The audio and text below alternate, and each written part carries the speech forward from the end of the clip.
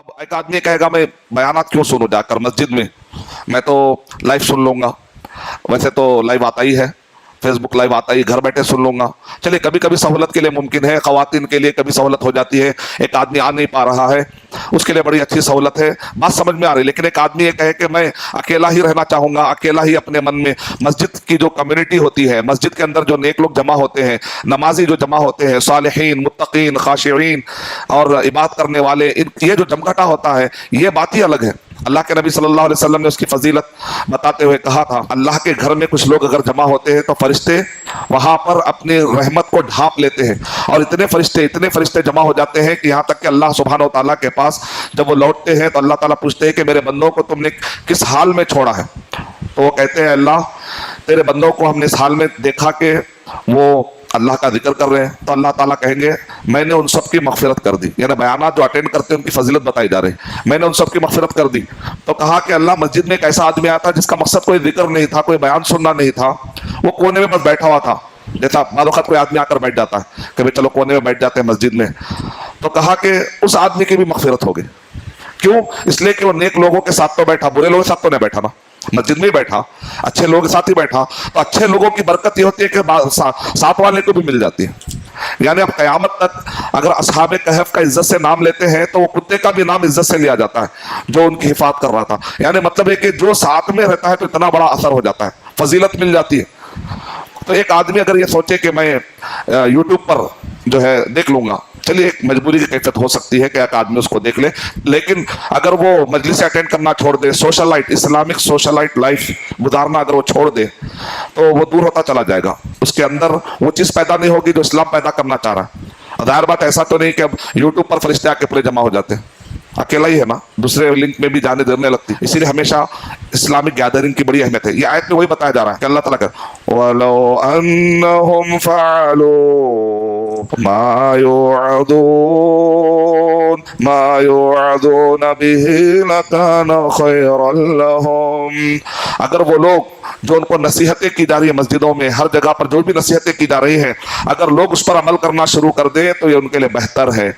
यानी वाज़ो नसीहत का मकसद है कि वो अपनी जिंदगियों में उसको उतारें, अपने जिंदगियों में इसको नाफिज करें, तो ये उनके लिए बेहतर है। और उनके इस्लाम पर साबित कदम रहने के लिए वाज़ो नसीहत सुनना जरूरी है अल्लाह ताला का, और उस पर अमल करना जरूरी है।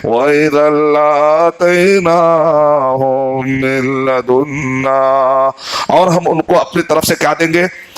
अजरन अज़ीमा, क़यामत में भी अजर अजीम देंगे। वलहदैनाहुम, बयानात सुनने का फायदा क्या अल्लाह ताला कह रहे हैं, हम अजर अजीम देंगे। और उनको सिरात मुस्तकीम का रास्ता यहीं से मिल सकता है। जब आप सुनते हैं, सुनाते हैं, उलमा की महफिलों में बैठते हैं, बयानात सुनते हैं, यहीं से सिरात मुस्तकीम का इंतजाम होता चला आता है। इहदिना सिरातल मुस्तकीम, नमाज पढ़े, उसके बाद बयानात, अल्लाह का जिक्र, वाज़ो नसीहत सुनने से क्या होता है? सिरात मुस्तकीम का इंतजाम होता है।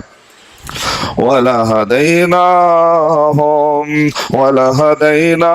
सिरातन मुस्तकीमा, और हम उनको सिरात मुस्तकीम की तरफ हिदायत देंगे। पहला फायदा साबित कदमी, दूसरा फायदा आखिरत में अजर अज़ीम, तीसरा फायदा सिरात मुस्तकीम, चौथा फायदा जो लोग नेक लोग सोहबत में रहते हैं आखिरत में भी नेक लोगों के साथ जमा किए जाएंगे। वो कौन है?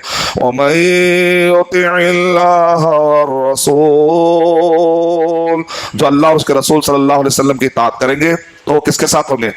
फौलाइका मअल्लज़ीना अनअमल्लाहु अलैहिम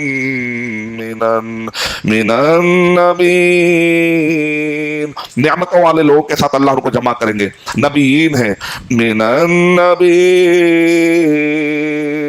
वस्सिद्दीक़ीन वश्शुहदा वस्सालिहीन। जो लोग नेक गैदरिंगों में जमा होते रहते हैं अल्लाह ताला उनको नबीयीन, सिद्दीकीन, शुहदा, सालिहीन, यानी अल्लाह और उसके रसूल सल्लल्लाहु अलैहि वसल्लम की इताअत करने लगेंगे। उनका जहन खुलने लगेगा।